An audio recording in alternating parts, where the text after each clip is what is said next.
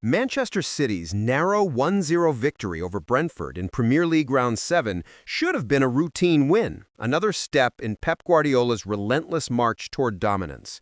But on the night of October 5th, inside the community stadium, everything froze.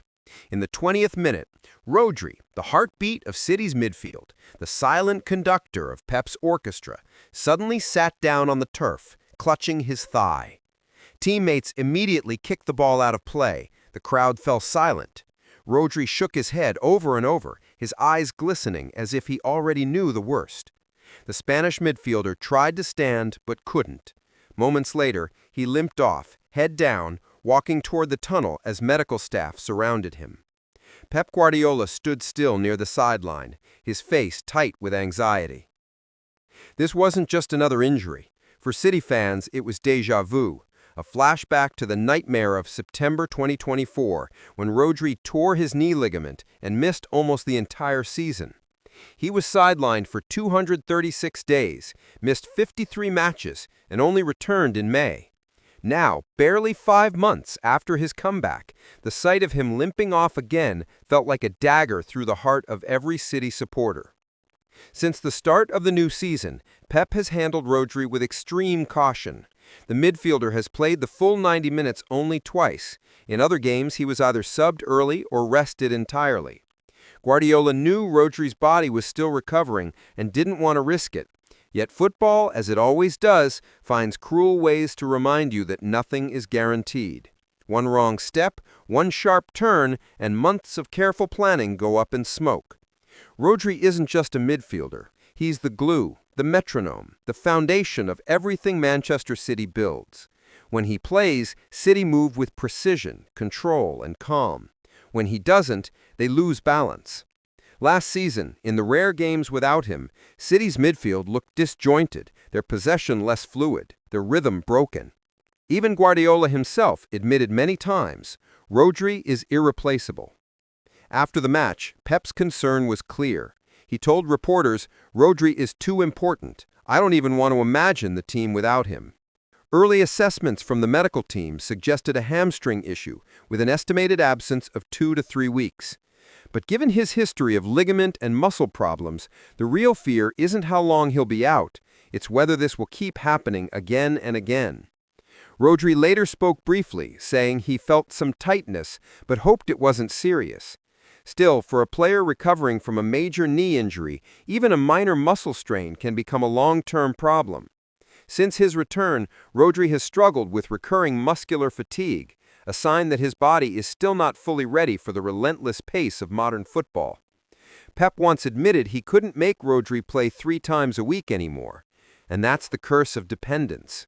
When your team relies so much on one man, every strain, every limp feels like a crisis. The question now is, who replaces him? Nico Gonzalez, who came on against Brentford, has potential but lacks experience. Matheus Nunes could fill in temporarily, and Kovacic offers stability, but neither can replicate Rodri's intelligence, positioning, and composure. His absence isn't just tactical, it's emotional. The players trust him. The fans feel safer when he's there. Losing him changes everything. Man City are entering the most demanding stretch of the season. They're fighting to defend their Premier League crown, chasing another Champions League run, and soon Rodri will have to juggle international duty with Spain ahead of the 2026 World Cup. For Spain, Rodri is also indispensable, the anchor in midfield, the calm in chaos. His injury now sends shockwaves not only through Manchester, but also through Madrid. And yet, if there's one thing we've learned about Rodri, it's that he's a fighter. During his 236-day recovery, he showed unwavering determination and mental toughness. He once said, "I am not afraid of pain. I am only afraid of not being on the pitch." That's the mindset of a warrior. He's been to the bottom before and climbed back up stronger. Maybe this time he'll miss a few weeks, maybe a bit longer, but one thing is certain, Rodri will not stay down. His body may be fragile, but his spirit remains unbreakable. And if anyone can turn another setback into motivation, it's him. For Pep, however, this is a real test. Can Manchester City survive without their midfield heartbeat? Can Pep's tactical brilliance compensate for the absence of his most important player? Can City still control games when the man who controls the tempo isn't there? We'll find out soon, but one thing is clear. In football, just like in life, strength isn't about how much you can control. It's about how you adapt when control is gone. If you want me to dive deeper into this story, how City will adjust without Rodri, who could step up, and what this means for their title race, drop a comment below. And if you enjoy stories that mix emotion, tactics, and passion like this, don't forget to subscribe and turn on notifications so you never miss the next video. Thanks for watching, and see you in the next one, where we'll uncover what really happens behind the bright lights of the Premier League.